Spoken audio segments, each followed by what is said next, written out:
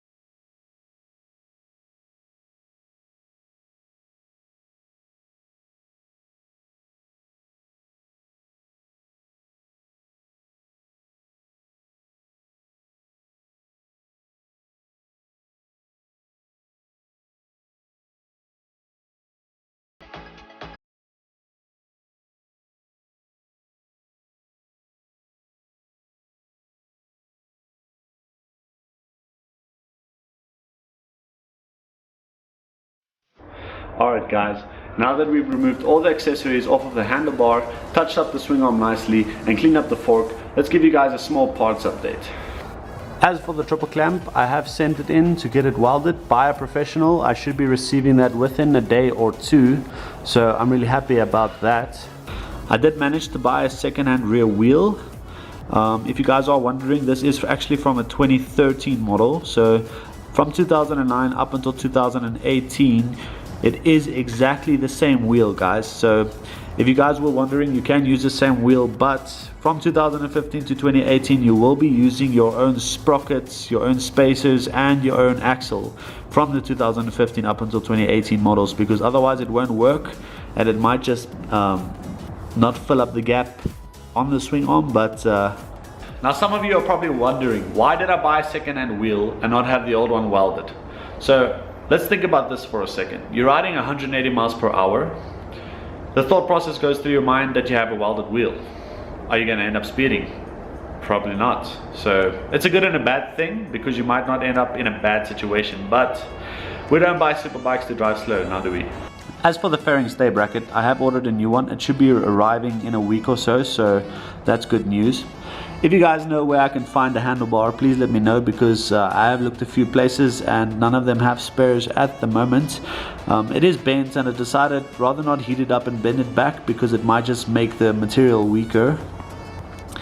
And if you guys also know where I can get a headlight, please do let me know as well. I'd only need one, I don't need two, so I would really appreciate if you guys can let me know in the comment section below if you guys know where I can find a headlight. And then I am looking for unpainted aftermarket fairings. The place where I order my fairings is actually out of stock at the moment, and they say it will only be arriving in a month or so. I'm not sure if I actually want to wait that long, so if you guys know where I can order unpainted fairings, please do let me know as well in the comment section below. And as always, thank you for watching. Make sure to follow me on Instagram to get an inside scoop before YouTube. In the next video, I'm probably going to start putting everything back together, maybe give the bike a little bit of service, and that's a wrap.